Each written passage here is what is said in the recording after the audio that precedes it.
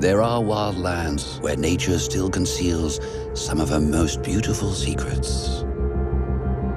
The Alps. A colossal mass of rock 1,300 kilometers long.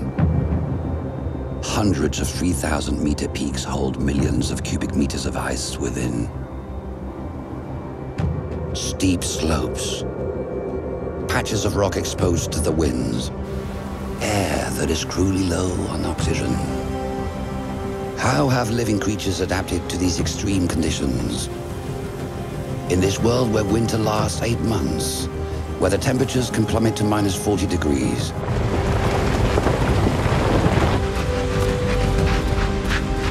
How are they able to mate? To raise their young? To conquer new territories?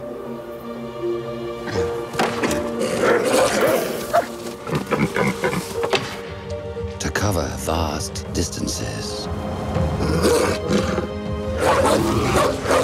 How do they withstand these brutal conditions? From the highest mountain peaks to the deepest valleys, these are the astonishing stories of animals at one with the violence of the elements.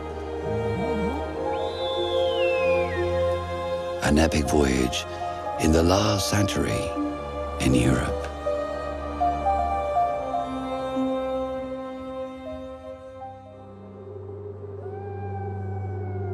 This is Italy, the Dolomites. This rock is in fact an ancient coral reef. It was pushed out of the sea millions of years ago. Petrified coral at 3,000 meters.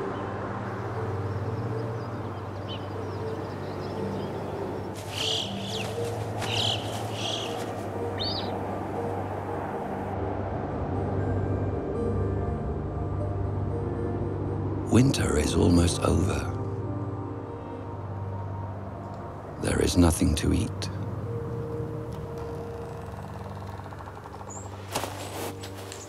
Many animals are weak. This young deer is looking for any food it can find. This is the worst time of the year.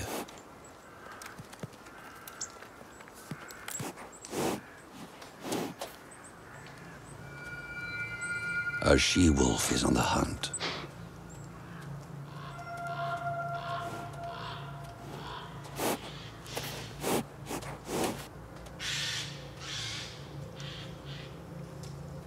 But she is not alone.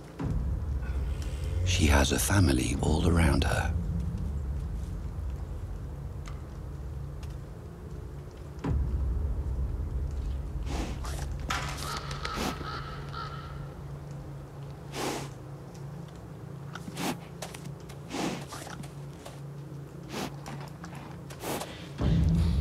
She-wolf leads the pack with her mate, her alpha male. This young deer isn't an easy prey, but she-wolf has a plan.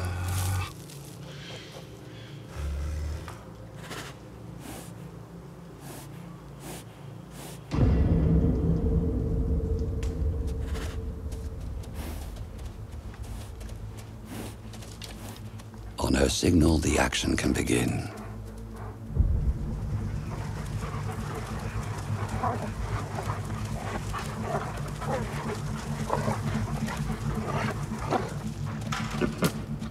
This young deer has never seen a wolf, but he knows what he has to do. It's in his genes.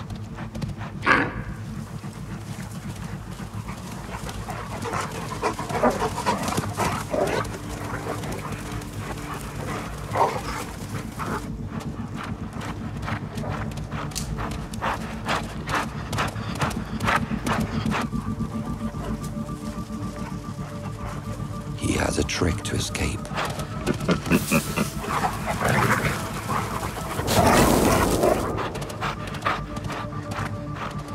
He draws them right into his herd.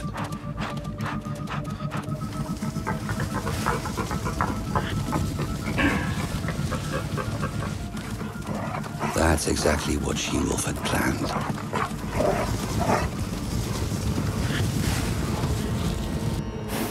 Now she can identify the easiest prey, a sick deer. This young deer was able to escape the wolves by sacrificing one of his own. A very effective response to wolf attacks.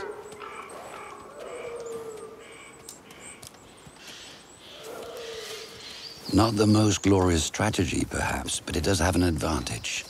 It removes sick deer and stops the spread of disease. That is the wolf's role in the natural world.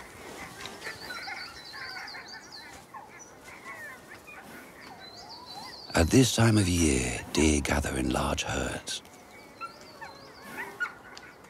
More ears to hear any dangers. More eyes to see them coming. To battle against the cold, they put certain parts of their body into hibernation and lower their heart rate.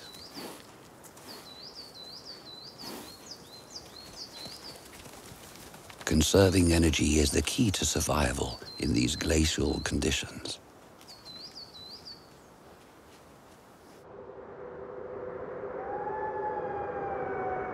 This wolf pack have just captured their prey with a minimum of effort. This is their first meal for days.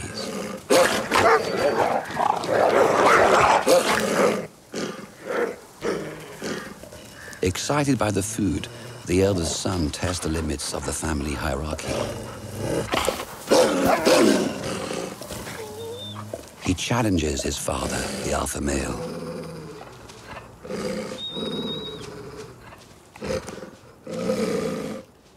He must follow the rules. Parents eat before their cubs.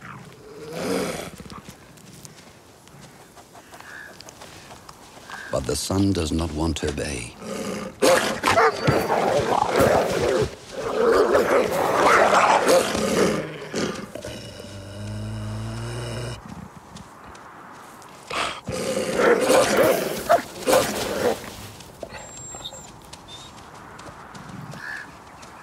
He must wait his turn, just like the others.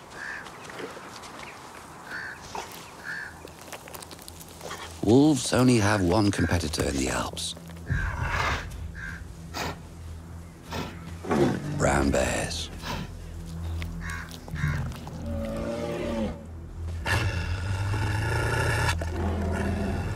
This one smelled fresh meat from miles away. And he's hungry.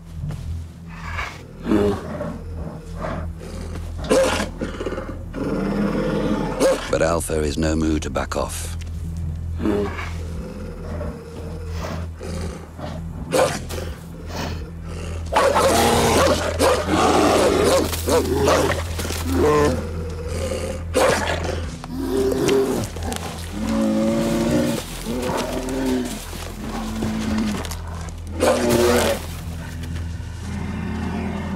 Normally, he would have retreated, like She-Wolf.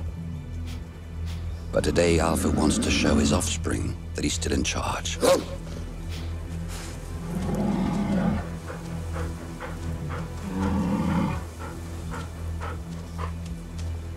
Alpha wants to stop the bear eating, harass him until he leaves.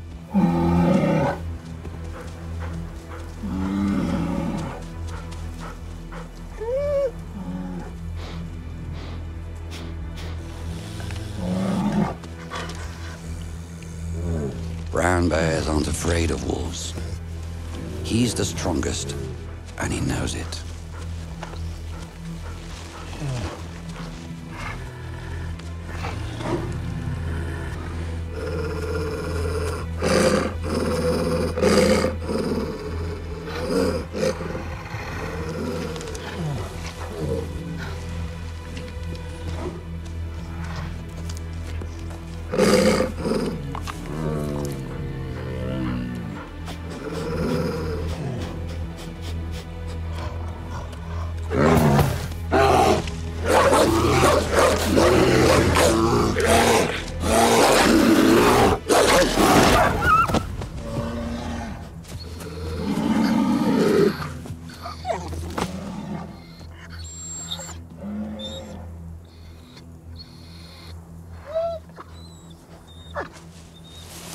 Alpha is no longer able to lead.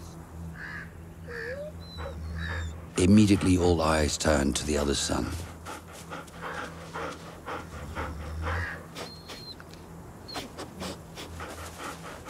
Everyone submits to the new leader.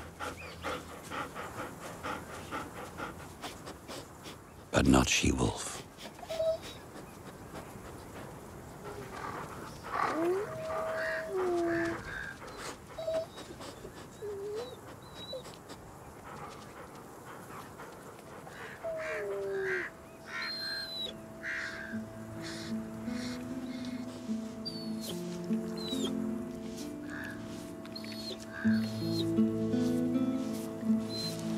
She will not abandon her lifelong companion.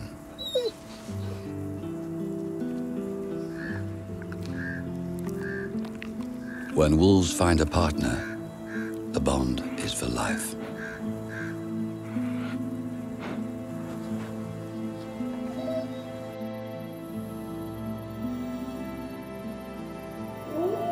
In the Alps, finding food in the winter is a daily challenge. To manage it, some animals have come up with rather surprising strategies.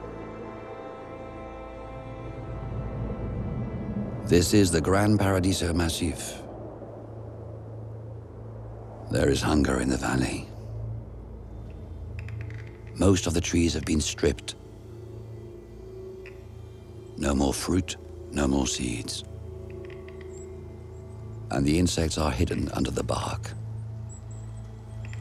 To avoid dying of starvation, some small birds have come up with a very clever technique. They gather in groups of several species. They start by looking for an unexplored tree. Whoever finds one alerts the others.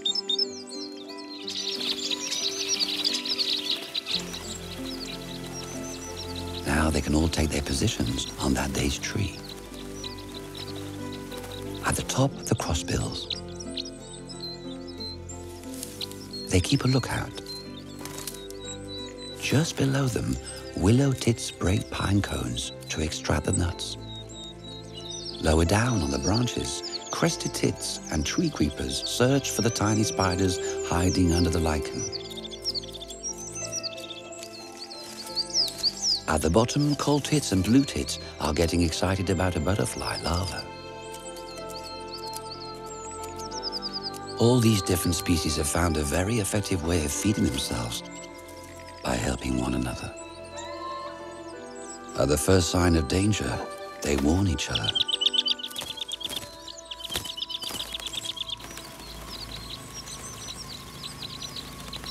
When they have fed, they can return to their individual nests to protect themselves against the harsh conditions.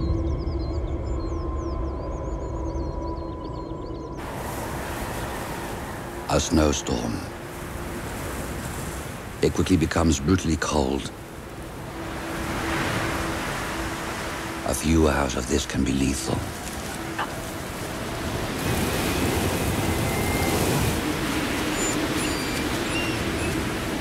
What protection do they have?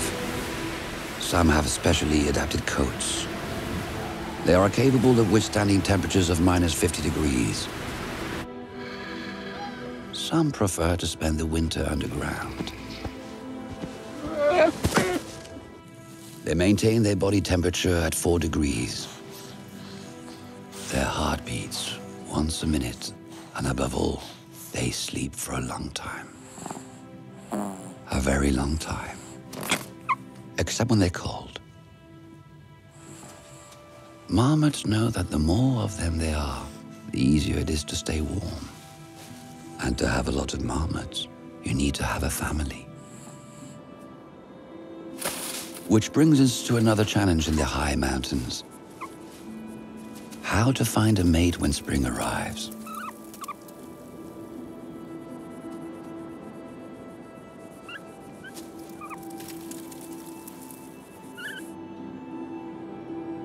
Some have found a rather unusual way. Mountain speed dating. This is the Beaufortin Massif. Once a year there's a gathering here, on a precise date known only by the population of European common frogs.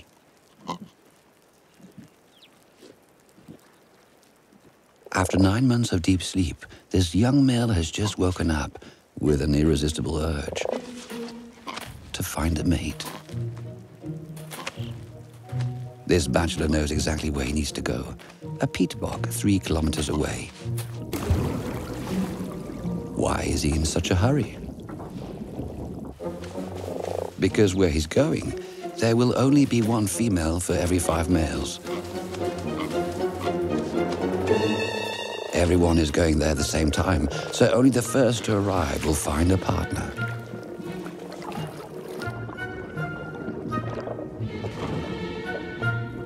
A female. The idea is to grab her and not let her go. Oh, it's a male. This is it. We're here. A melted spot in the middle of the ice.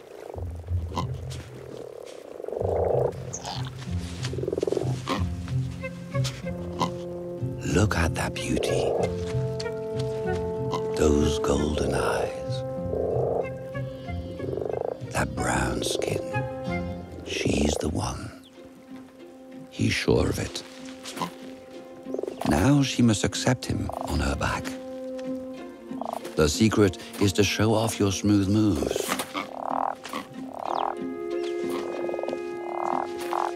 She's moving too much. Now the problem is this gang of suitors who will stop at nothing to steal his sweetheart.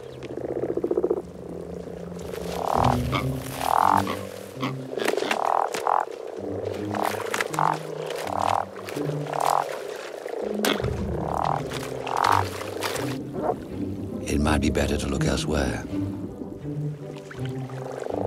And here, can he cut in?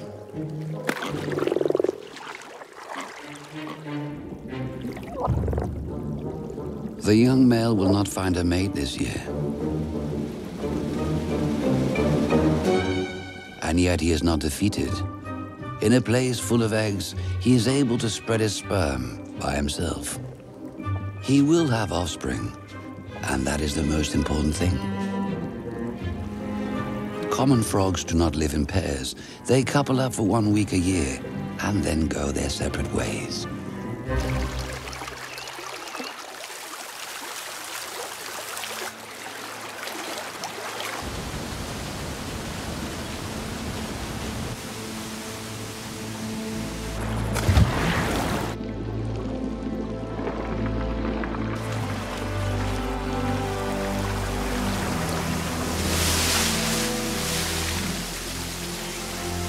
As the snow melts, the season of births begins.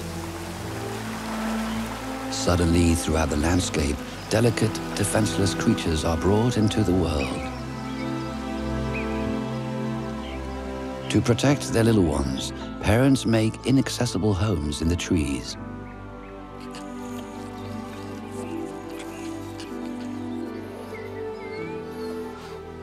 They dig impenetrable dens underground.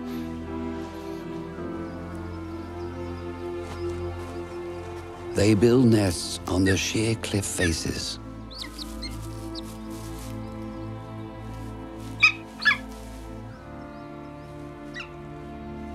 But for those that live on open ground, there is no refuge. Their young are vulnerable everywhere. This is the Écrin National Park. Here the ibex have developed a collective surveillance system.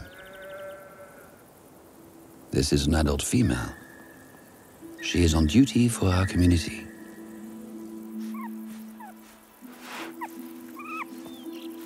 This young ibex has just been born. He is not the only one. All the births have taken place in the last few days. The matriarch's job is to look out for the baby snatcher.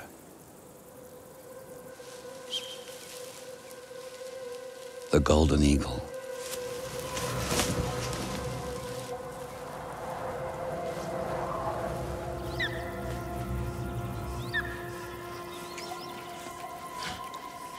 female ibex keep watch in groups over the herd's young.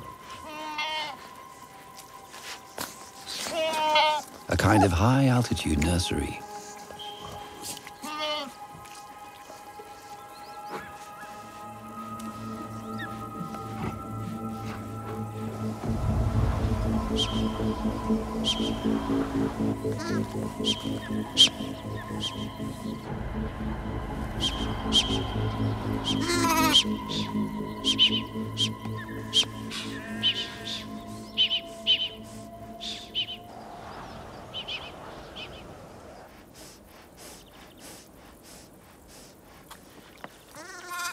The alarm is raised.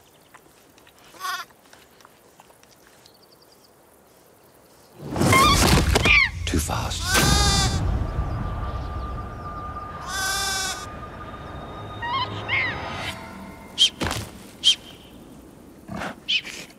Despite their dedication, the females regularly lose little ones.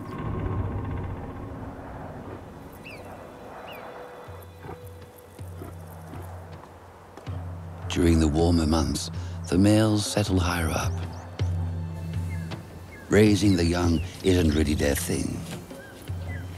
They prefer doing nothing really, apart from scratching their back with the tip of their horn.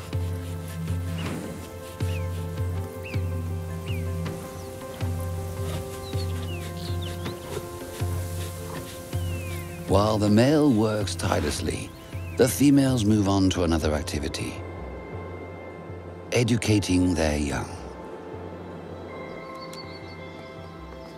A young kid and its mother have set off on a journey, one that will lead them to a scarcely believable feat. For the last 50 years, all the mothers in this region lead their young on a 2-day march to carry out what appears to be an initiation ceremony.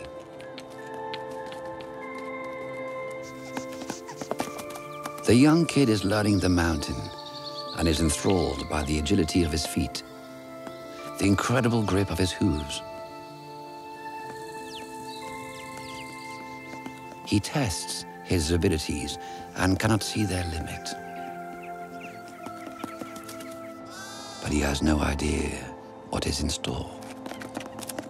He follows his mother with total confidence.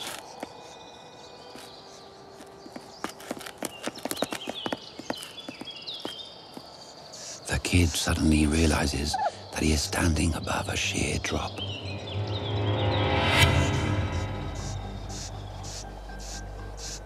What are they doing here?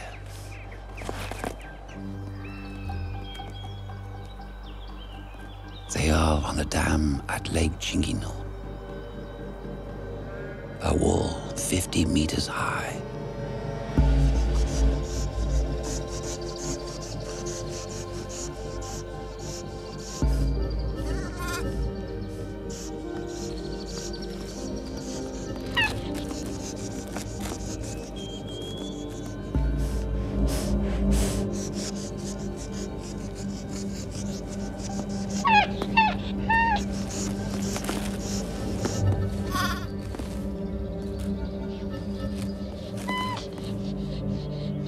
The kid doesn't know it yet, but he is a master of balance.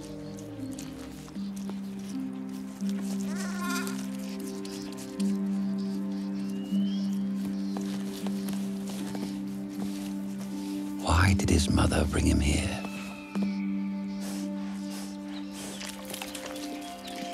To reach the mineral salts that seep through the dam.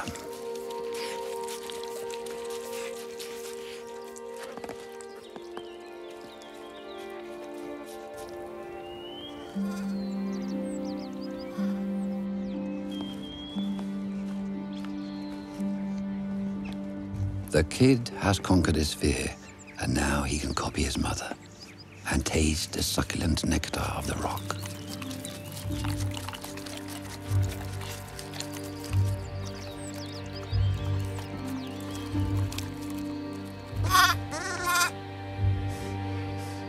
Their concave hooves act like ultra-powerful non-slip shock absorbers, suckers that stick to the rock face.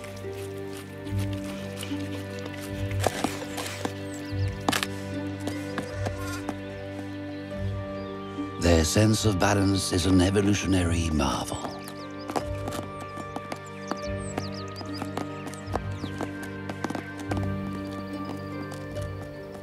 Little Ibex has just learned something that will be essential to his survival. He will return here every year to maintain his health. All the mothers here have passed on this knowledge to their young since the dam has existed. For the kid, it's the beginning of his passage into adulthood. In a few months, at the beginning of autumn, he will be weaned and ready to leave his mother for the winter. He will go with the males, and when his horns have grown, he will be able to scratch his back with them, like a proper adult. The education of offspring is a huge challenge in the high mountains. The main obligation is the length of time. Just 4 months to teach them to look after themselves before the winter. Most parents spend considerable time and energy on this task. But what about their young? Do they give the same back to their parents?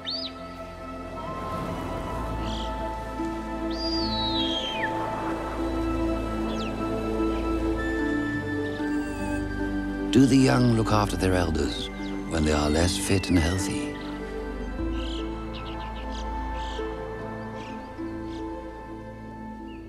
Thanks to advances in knowledge, the veil is slowly being lifted on a world whose richness we could scarcely have imagined. The world of trees. In the great beech forests of the Alps, we have recently uncovered a story of parents and their children that only exists in fables. The story of the immortal tree stump.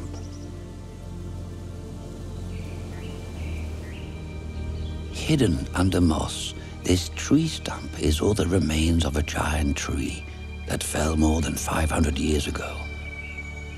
It must surely have died by now. But it hasn't. But it has no more leaves to capture the sun's energy. How is it still alive? Science has uncovered the answer. The surrounding trees have decided to help and keep it alive. They give it food.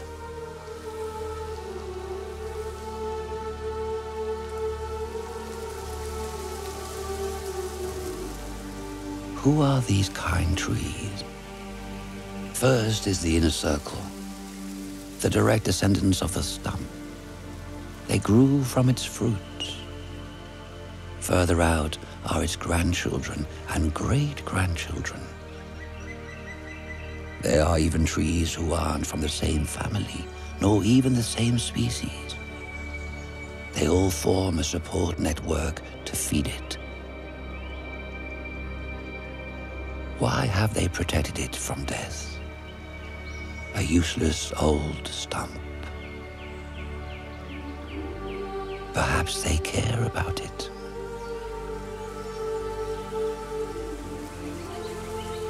Affection from one tree to another.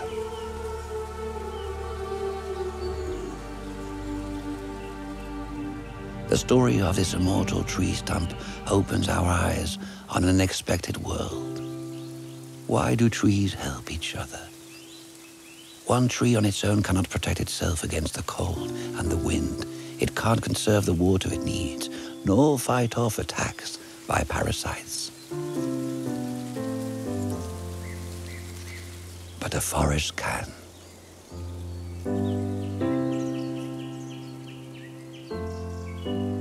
The trees depend on one another. Together, they can live for hundreds, even thousands of years.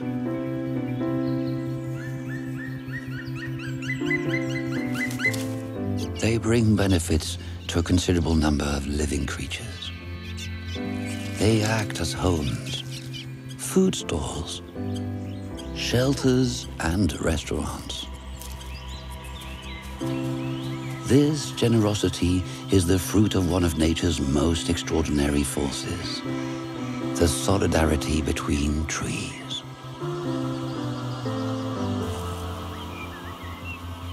With these model parents and incredible children, we might start believing in an ideal world where everyone treats each other with kindness. That is not the case. Some parents do absolutely nothing for their young, but manage completely fine. Let's take a look at the absolute worst of them. His name is Blue.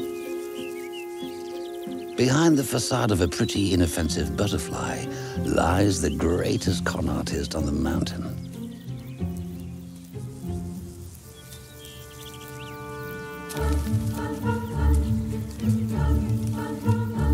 To start off with, he has good intentions. Seduction, it starts with coupling up. Once she has been fertilized, the mother seeks out the purple flower of the burnet. She deposits her egg and abandons her little one, who becomes a caterpillar. Who will feed and protect it? Now begins the great con trick of the baby Blue. Operation Scent Disguise. He takes the scent of an ant larva. This is it.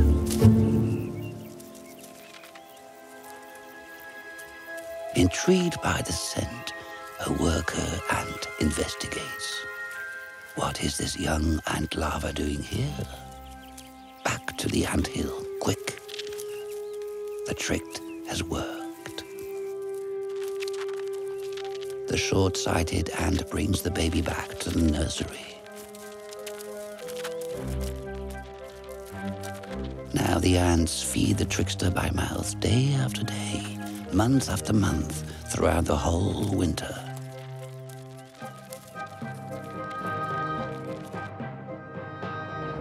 And the baby turns white and grows big. The ants don't even notice the gigantic size of this larva. In spring, the metamorphosis occurs. And on the crucial day, baby leaves his cocoon. The scent disguise immediately vanishes. He only has seconds before the ants turn and cut him into pieces, so he gets out quickly. He unfurls his wings, and that's it. The imposter can finally become a butterfly. There are those that take advantage of the work of others, like Blue. There are those who sacrifice everything for the collective, like the ants.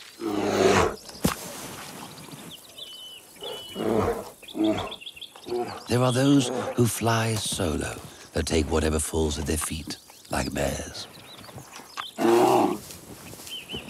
Even if it itches.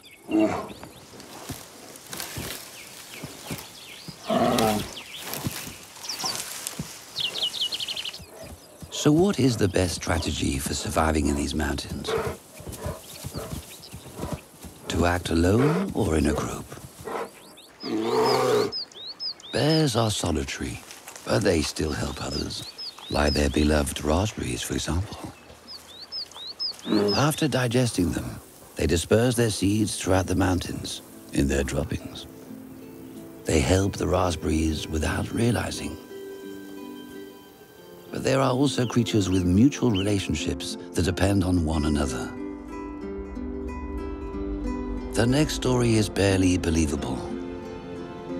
It is the story of an alliance between a tree and a bird. The tree is the Swiss pine. It grows right on the limit of where is possible, beyond 2,000 meters. The hardiest of trees.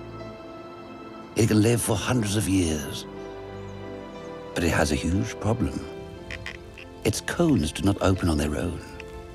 Their fruits are imprisoned within. This means the Swiss pine cannot reproduce on its own. This is where the bird comes in, a rather peculiar bird at that.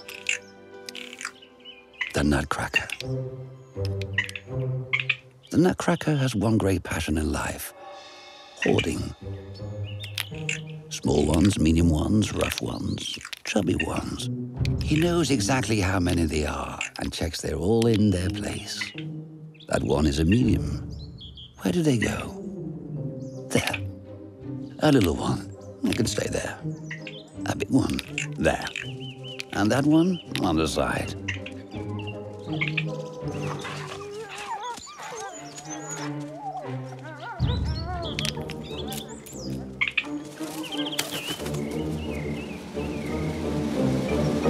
Mid-September is the beginning of pine nut season. By instinct, the nutcracker heads to the largest food store in the area.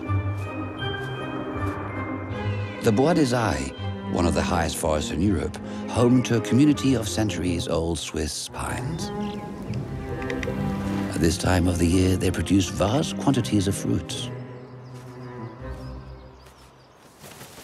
which is just what the nutcracker is here for.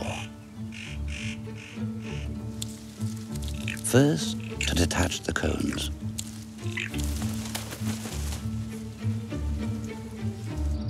Put them on a block. Then, to get to work. His powerful beak is the perfect tool. With surgical precision, he can extract 200 pine nuts an hour. He stores them behind his tongue. In his crop, he can carry 30 at a time and store them in a safe place. There is a method for hiding them well. First, dig a hole, then bury them deep. No, not that one. 1, 2, 3. What he doesn't realize is that this wood is also a magnet for all the thieves in the region. They are waiting for the right moment. The nutcracker covers the hole with a bit of moss. And that's it.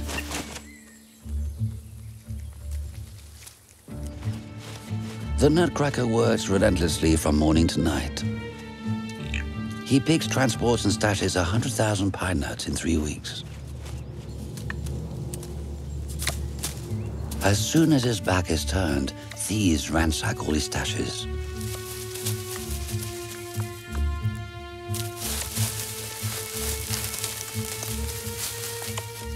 They rob him of 3/4 of his fortune. Faced with the theft of his pine nuts, the nutcracker has a solution. He covers many kilometers to hide his riches. He even hides them in the most remote places.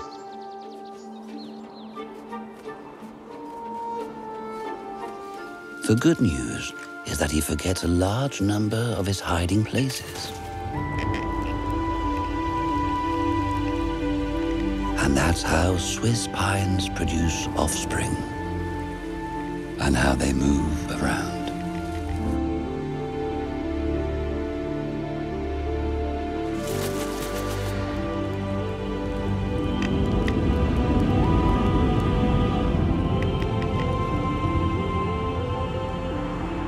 A tree that teams up with a bird to reproduce. We now know that helping one another is a powerful force in the natural world. The other force is competition. Until now, it was believed that survival of the fittest ruled the world, but we are beginning to change our minds. Competition is everywhere, but at its most visible during the mating season. A stag gathers his does. A rival appears from the neighboring valley.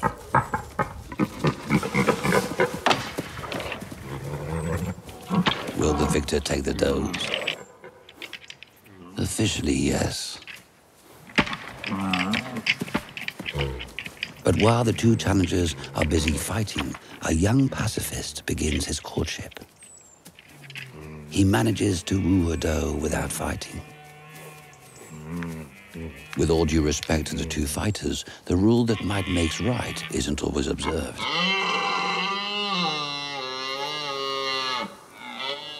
In reality, in more extreme environments, competition is less decisive. Because it has one great drawback: it uses up a lot of energy.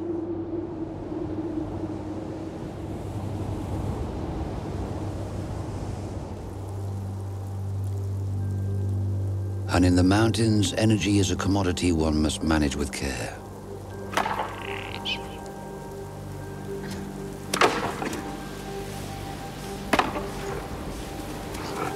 As soon as the stag's fighting is finished, the ibex rams begin their duels. The issue is the same.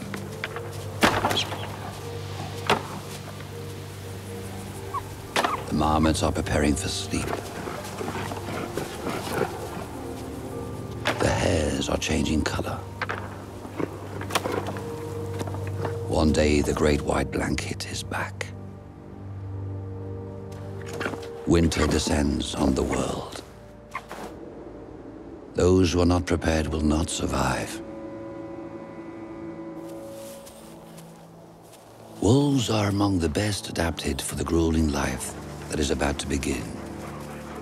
Their power comes from their strong family structure. But what happens if it disappears? It's time to return to the story of the she-wolf and her alpha male.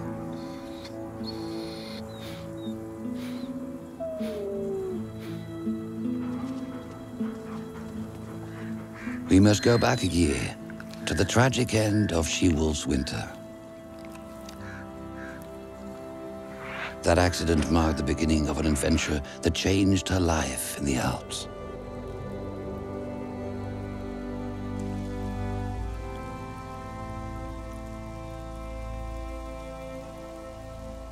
She-Wolf's companion has succumbed to his wounds.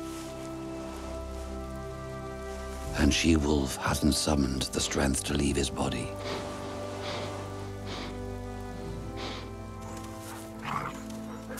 Her place in the pack has already been taken. The absence of the alpha female has caused one of her daughters to go into heat. She is ready to have cubs.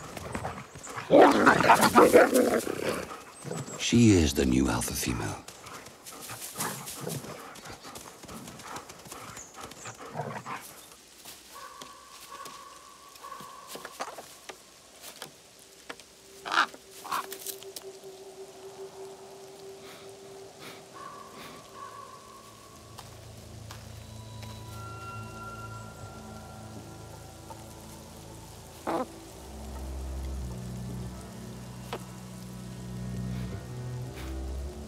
What will she do? If she returns to her pack, she will have to confront her daughter.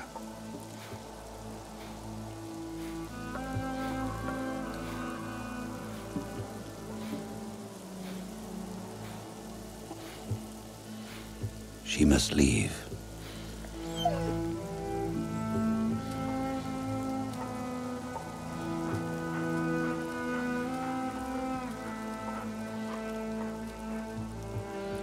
Why does she make this choice?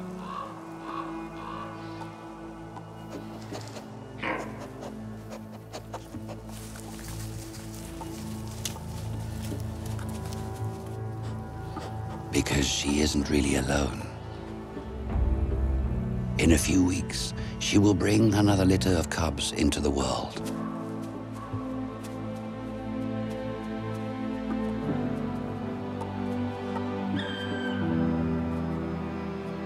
In a wolf pack, only the alpha female is allowed to reproduce.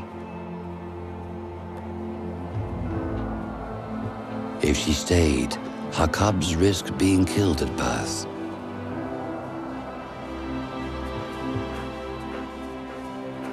She-Wolf was born in these mountains, but her instinct is telling her to leave. far away as possible.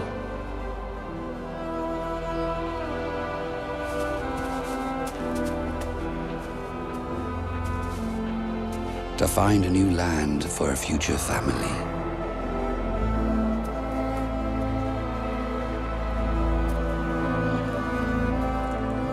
But where to? What lies beyond these mountains? She's yet to find out.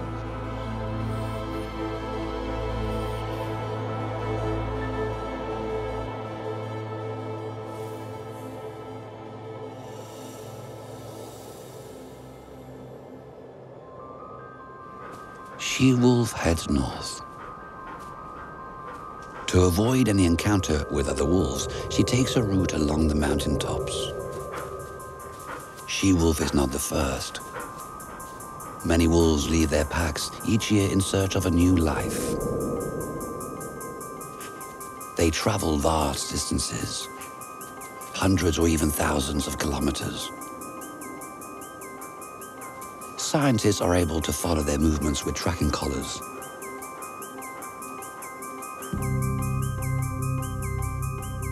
She-Wolf leaves the Dolomites in March and enters Austria.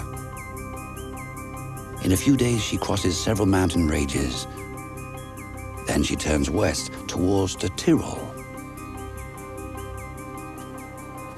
She only has 3 weeks to go. Then she will give birth.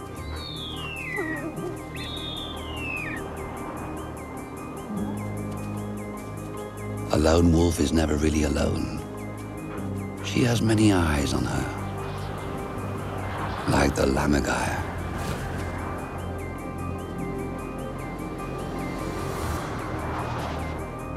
What is this huge bird after? The lammergeier is returning to the Alps after a century of absence. Like wolves, they have been wiped out by humans. People saw them as evil dragons, child killers.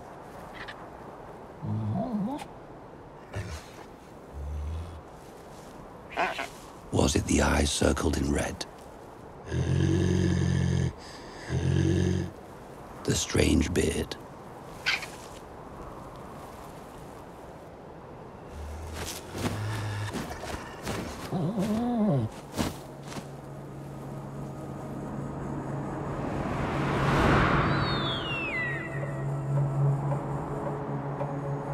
With a wingspan of 3 meters, the largest vulture in Europe is also the best glider.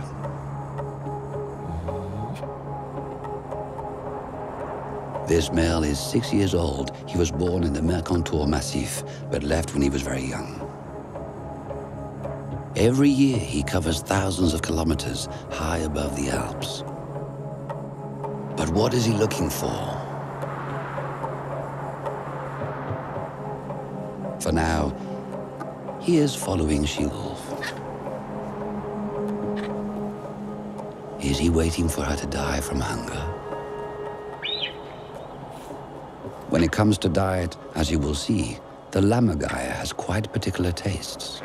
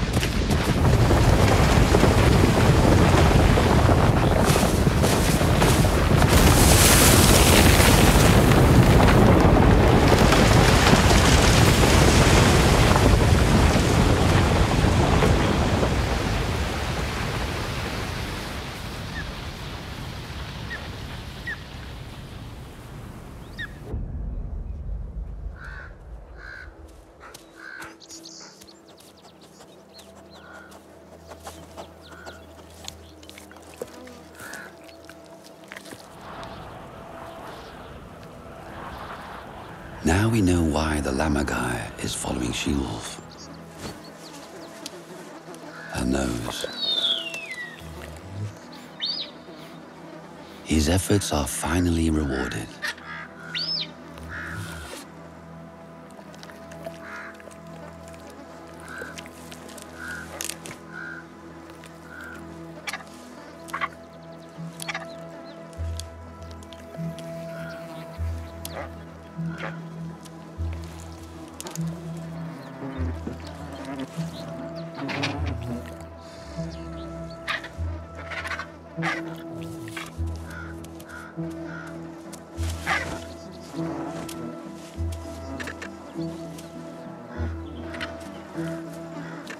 The lammergeier is not like other vultures. Its diet does not contain flesh or skin. He has its own special recipe. First, he breaks the carcass into smaller pieces. Then he takes the chosen morsel 50 meters up in the air, drops it delicately on a protruding rock, and that's it. Dinner is served. Broken bones. That's all the bearded vulture eats.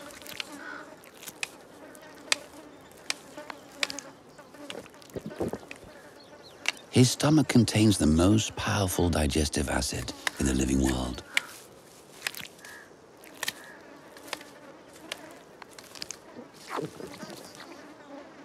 He only eats fresh bones, not old dry ones.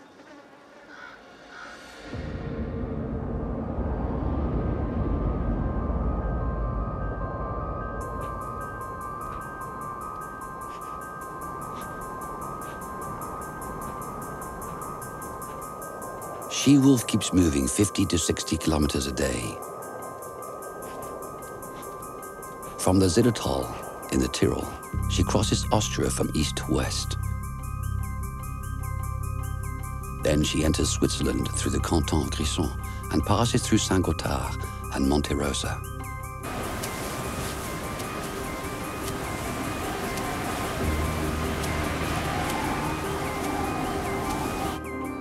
She skirts the imposing Matterhorn. In only a few weeks, she covers more than 1,000 kilometers. She is now in France, in the Mont Blanc Massif.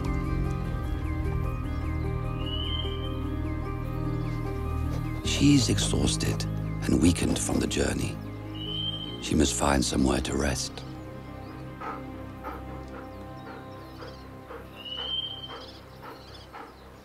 She will soon give birth.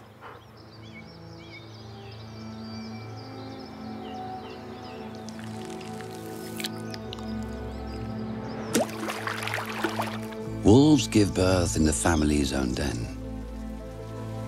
Dug by the ancestors deep under the ground, it lies at the heart of their territory.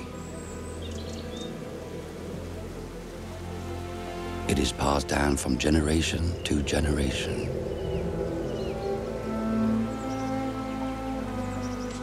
She-wolf does not have a territory.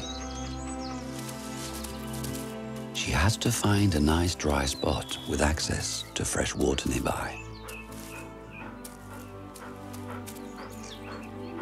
Halfway up a hill to see any incoming danger. A hole under an old tree stump. Perfect.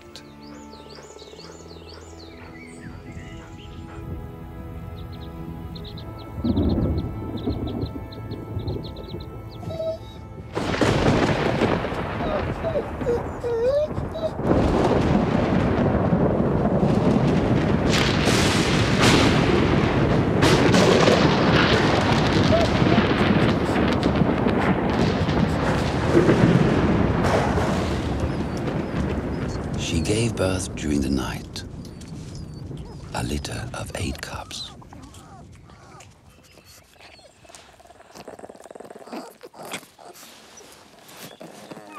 Two of the little ones died at birth. She ate them not to attract other predators. Many other animals would eat her cubs if they could. Foxes, crows, martens, wild boar.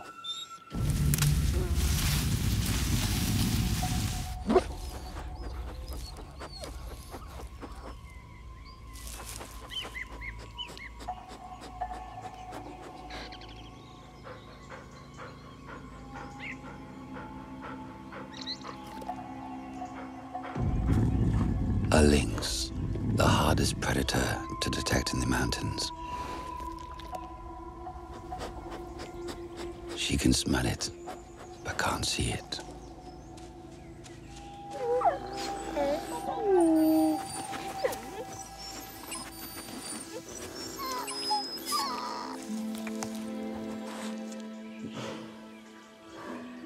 Lynx can lay in wait for hours. It is waiting for her to leave in search of food. She knows it, but she's hungry. For 3 weeks she has eaten nothing but grass and earthworms.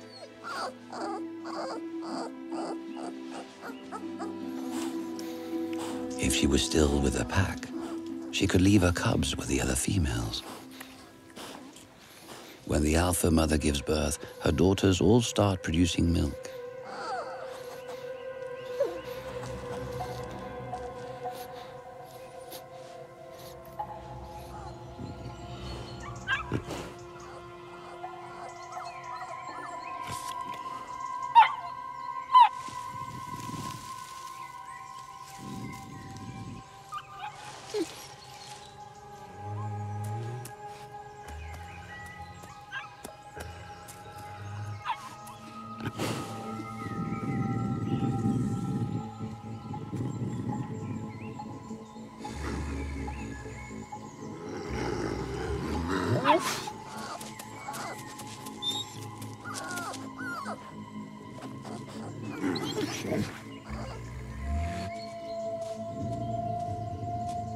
The lynx is giving up for today, but it could be back at any time and kill her young with one flash of its claws.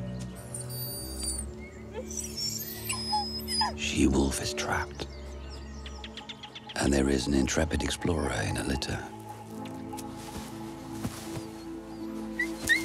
A nightmare for a lone she-wolf. What about the lynx? 3 hungry little ones are waiting for her too. She's a mother and works like all other parents in spring, protecting and feeding her young.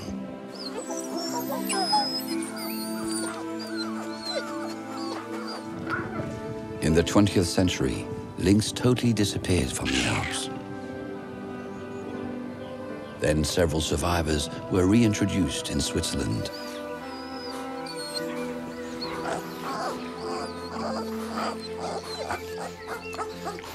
Thankfully, the plan worked. Today, lynx can be found across the Alpine region.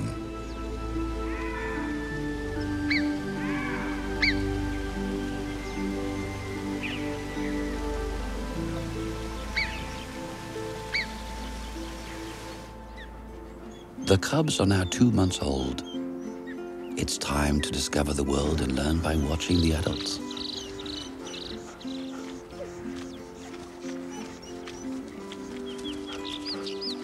She-wolf must be careful not to lose one along the way. Little adventurer is the most dangerous. Led by his curiosity, he can wander off without warning.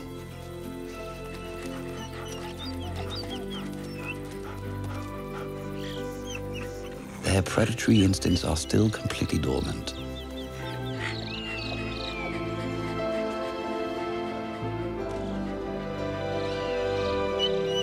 They will not learn to hunt before they are a year old. At 2 months, the cubs are ready to be weaned off their mother's milk. Their mother gradually reduces the amount and begins to feed them instead with regurgitated meat, prey hunted by the pack.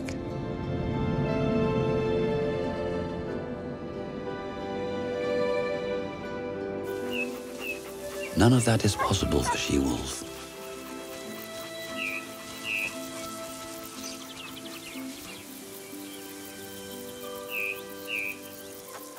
A wolf's education is a mixture of leniency and limitations.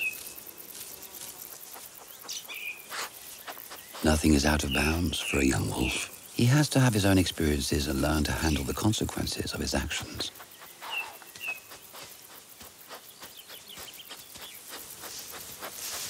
Like learning how to recognize friends and enemies.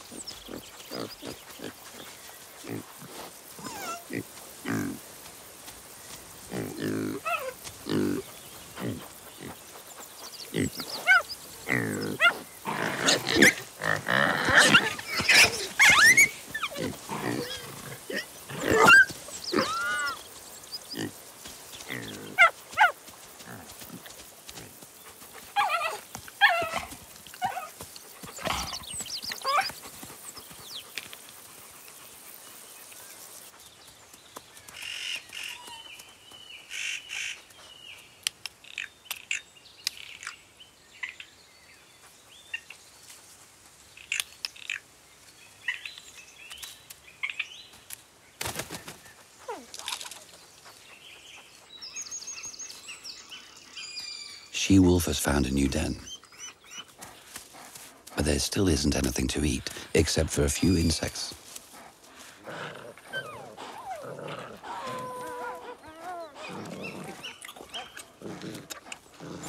This is the most difficult time. She is running out of milk.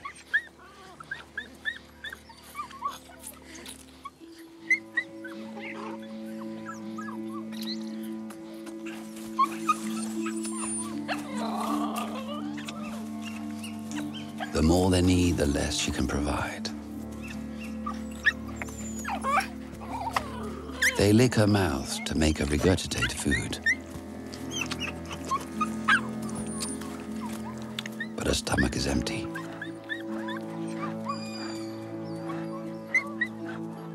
She's got to find a solution.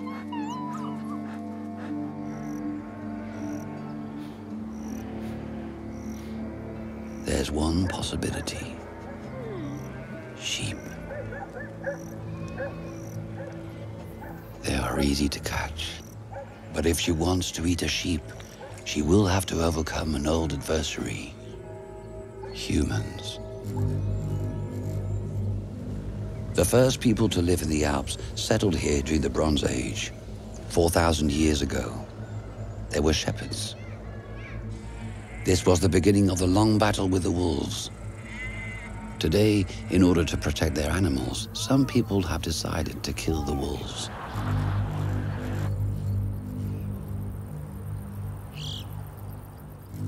But there is a man fighting in a different way.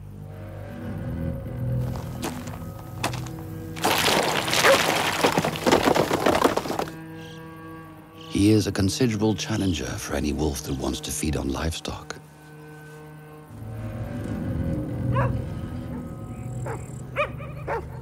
This man has chosen to combat them in his own way.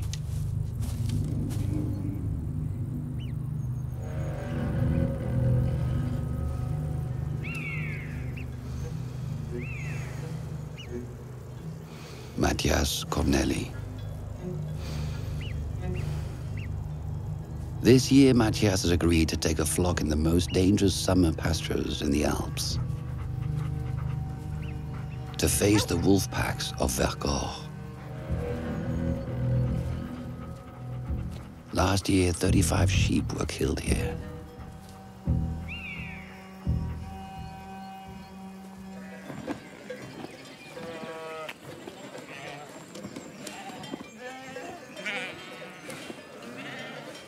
Local farmers have entrusted him with 650 sheep. They have spent the winter sheltered in pens, and now they need to eat soft, tender grass to fatten up and give birth. Matthias's mission is to take them up to the pastures and protect them from all dangers for 2 months. His challenge, to return at the end of the summer with all the sheep. Something no shepherd has managed here for years. The wolves are back. She-wolf is waiting for a chance. A single sheep could feed her cubs for days.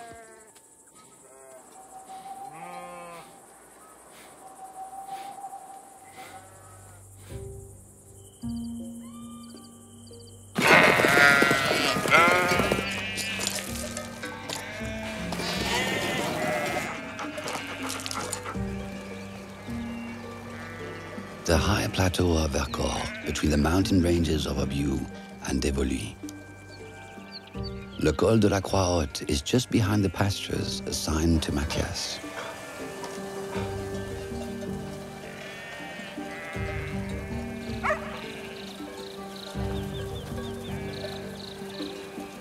To accompany him on his mission, he has a crack team that he has selected and trained himself. He has two types of dogs.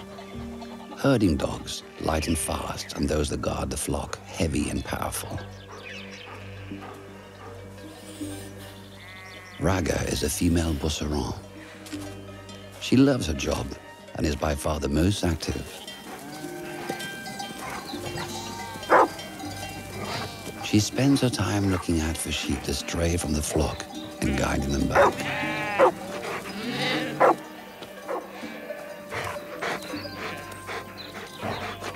She does it all to please Mathias. Leo is a little Pyrenean shepherd, light and quick with the heart of a lion. They can count on his vigilance at all times. He doesn't miss a thing. The elderly Kay is retired. She doesn't work anymore, but everyone still pretends she's essential to the team. Soon she won't be able to make the journey up into the mountains. Mathias is leading his flock onto the most dangerous ground, where the highest number of attacks have taken place. This is the Valley of Peril. This has a purpose. They must be clear right from the stars.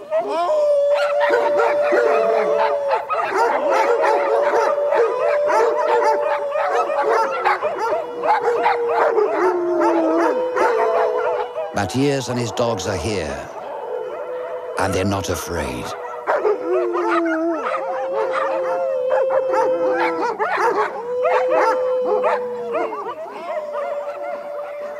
She-Wolf has heard the message.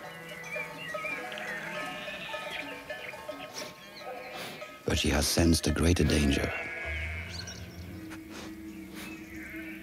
A wolf pack is close by. They are many and ready to attack.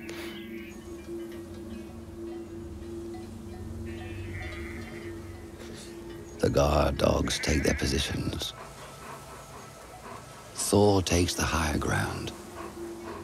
He watches everything, smells everything, hears everything. Rhea goes into the middle of the flock.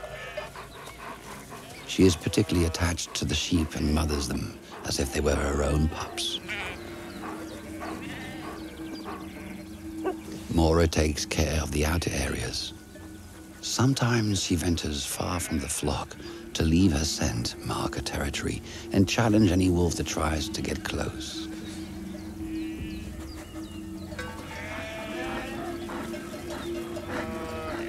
What about Mastin, the young Molosser? He patrols their territory around the perimeter of the flock.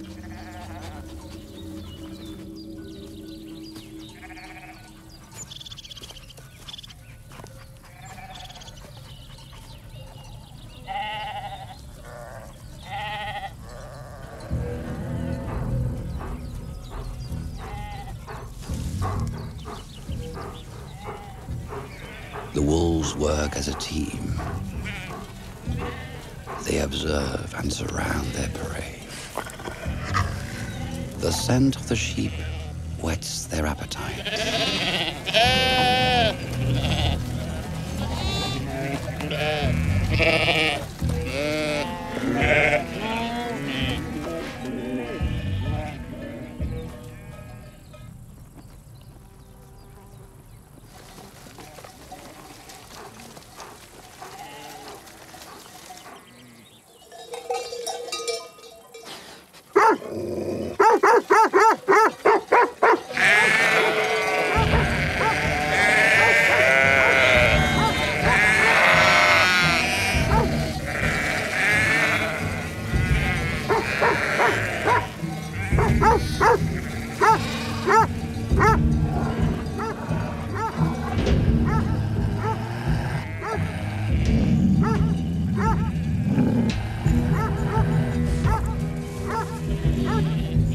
The wolves aren't looking for a fight.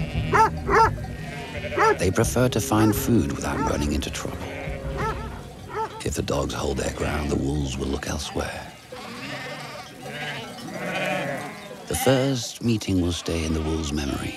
They will remember the scents of Thor, Mora, and Marston. Next time, they'll pass them by. Whoa! Whoa!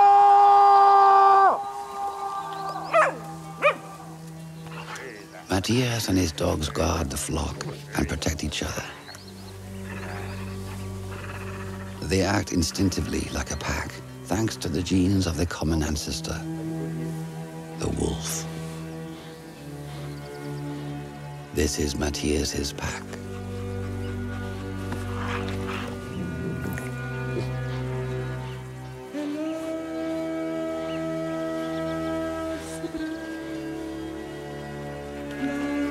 Since he's been doing this job, he has looked after more than 15,000 sheep and has only lost 3 of them to wolves. Matthias is never for or against the wolves. To him, all life is sacred, even that of the wolf. The wolves are back. He'll handle it.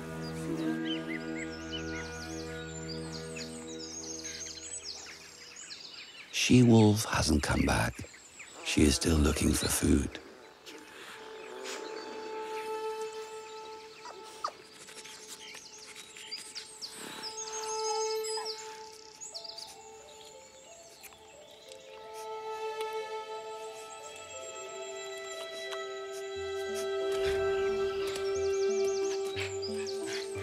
At 10 weeks old, Adventurer is the most active in the pack.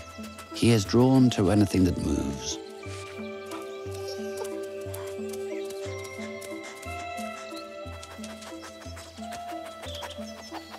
Now he's on the trail of a delicious meal.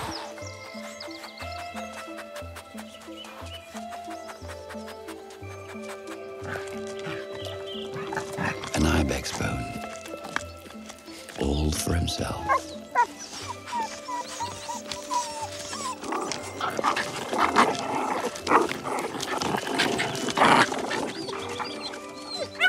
Personalities are forged during play. There are leaders, there are followers. Those that give up easily, and some that never let go.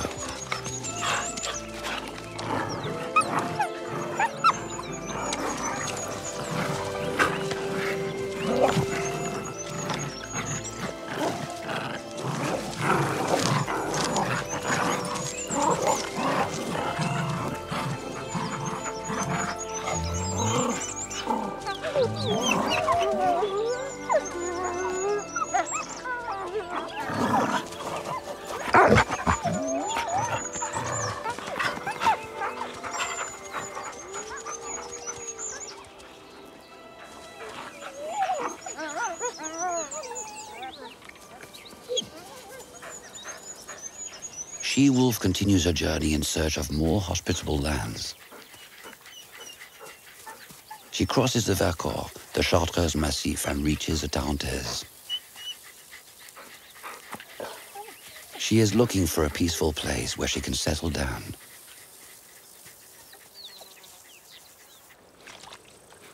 Today she picked up a urine scent. This is a sign that marks a boundary that shouldn't be crossed.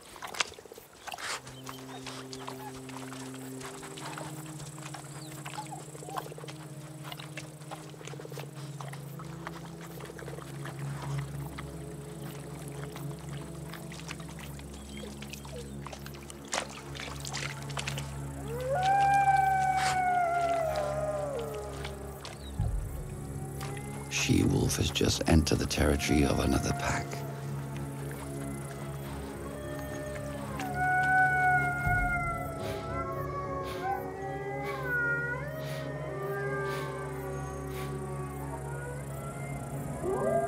They are close.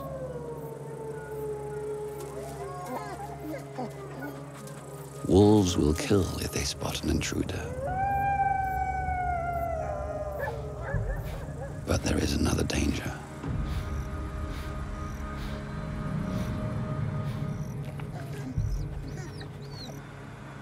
They are coming up from the valley. There are many of them too.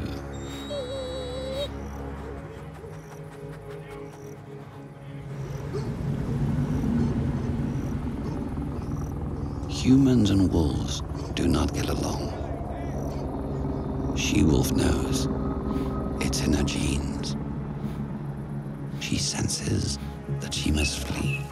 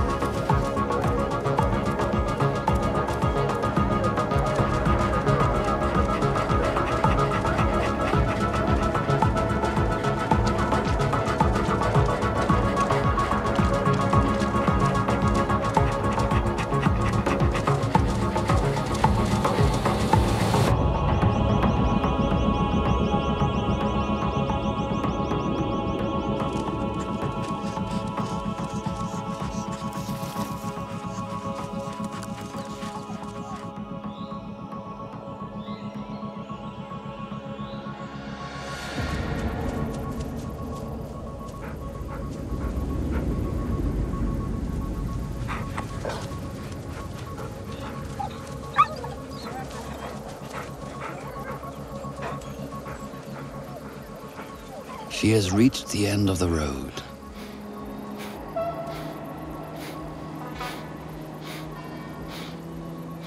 Behind her, a mountain riddled with dangers. In front of her, an unknown world.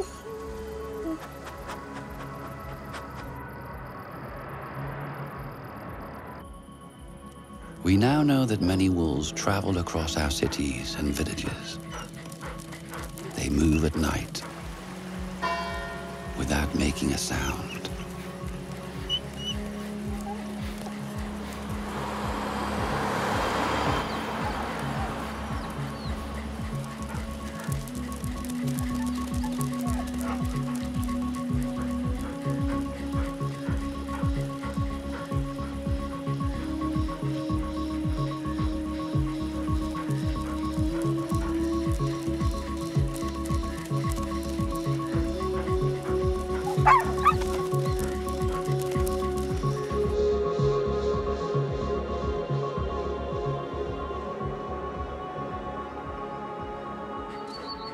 Since they have returned, the trails of many different wolves have been studied. They cross anything in their way, rivers, motorways, and even high-speed railway lines. They take astonishing risks. Nothing can stop them. She-wolf has managed to cross the Ubaye Valley. She's found a new and more peaceful territory. No sense of humans, nor dogs.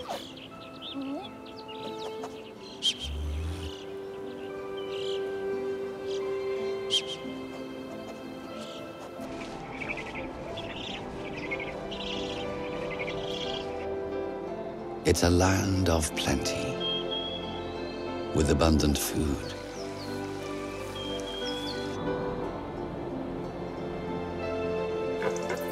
She-wolf has just found a wildlife reserve. The Mercantour National Park, a man-made sanctuary that protects all species.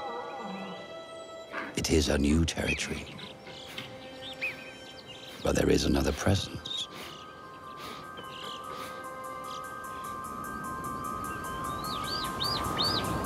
The lammergeier.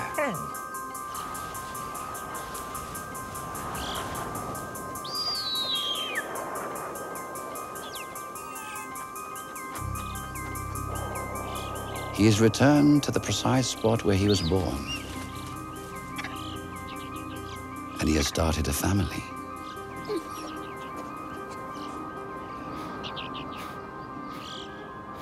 She-wolf has succeeded in keeping her 6 cubs alive and well. But winter is coming. She's going to need some help. It's time for her to call out to other wolves.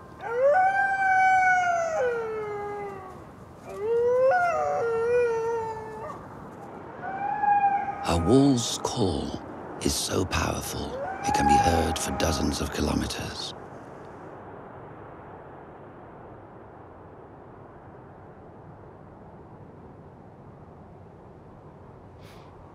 But tonight, no one hears her.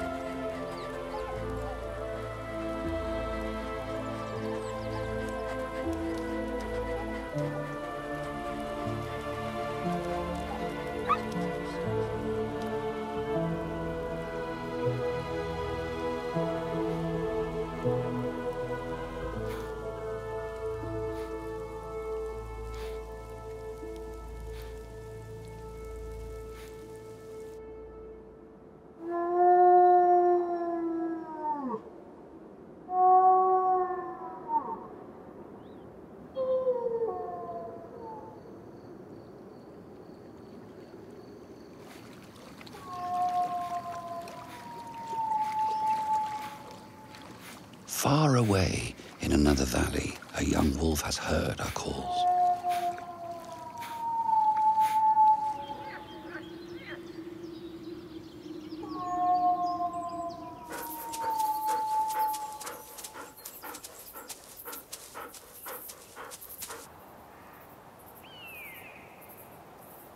They meet in the early hours.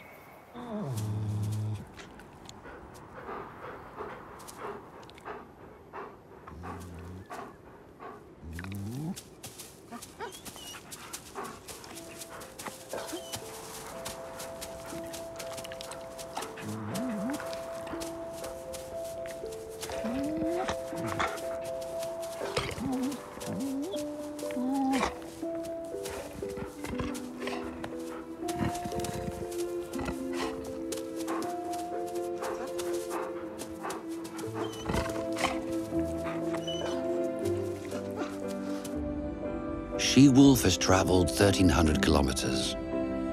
She left the Dolomites during the winter, crossed almost the entire range of the Alps, all on her own. She gave birth in the Mont Blanc Massif, then turned south, crossed the Vercors, the Écrins, and settled in the Alps of Haute-Provence. Several weeks later, a camera trap took these images. She-wolf has started a new pack and now has her own territory.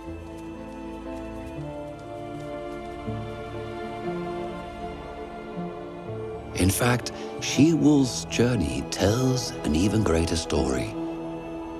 Wolves almost disappeared from Europe in the 20th century, Only a few isolated families survived in the Italian Alps.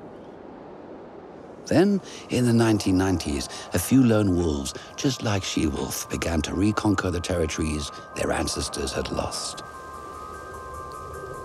By traveling, by forming new packs far from home, they gradually repopulated the mountains.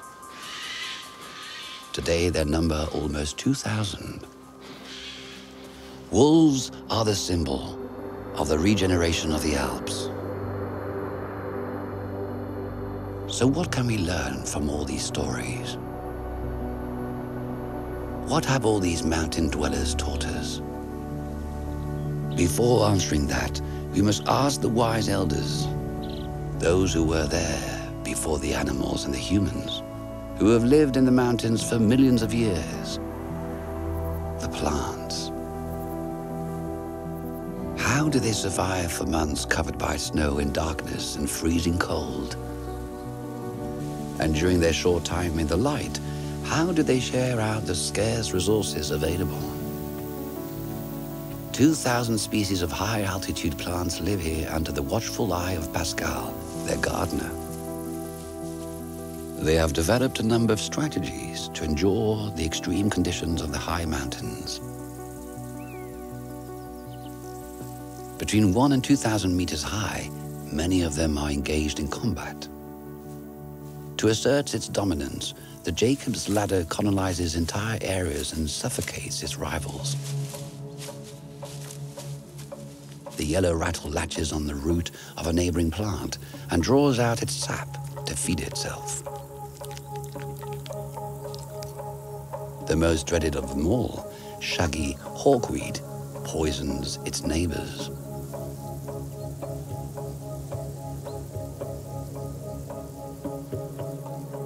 Here, quite clearly, the strong eliminate the weak. We assume that's how nature works. But that's not entirely true. Up above the clouds, the rules are different. Up there, where nothing else can grow. When the poverty of the soil is compounded by extreme climate conditions, the rules change and life reveals one of its most wondrous secrets. Moss campion is a plant shaped like a cushion. Inside, the temperature is 10 degrees warmer than outside, a microclimate that allows several species to take refuge there. Like this blue gentian that would perish without its help. Each little flower presses against its neighbor, not to kill it, but to conserve and share water and heat.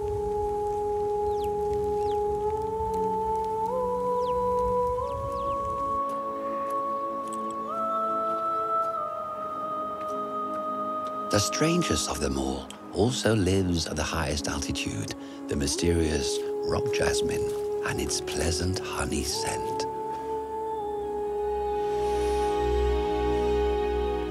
This one is perhaps 100 years old. It may appear to be a single plant, but in fact, it shelters a multitude of tiny invisible creatures.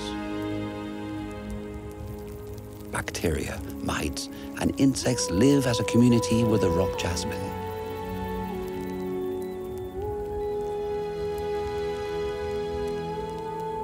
It is itself an entire ecosystem, capable of living completely autonomously. These plants demonstrate one of the fundamental mechanisms of the natural world. When there is nothing left, it isn't the strongest that succeed, but those that help one another. The tougher the conditions, the more vital it becomes to work together. That's the lesson from the inhabitants of the Alps. And here, they all know it. The female ibex that help each other look after their kids. The mischievous birds that gather together to find food. The deer that keep warm by huddling together. the Lammergeier that rely on wolves to find their bones. The trees that give to their elders. The wolves that sacrifice everything to protect their pack. The Swiss pines that rely on the nutcracker to sow their seeds. The wolves that overcome remarkable challenges to share their life with other wolves. And the men that rely on their dogs to watch over their flocks.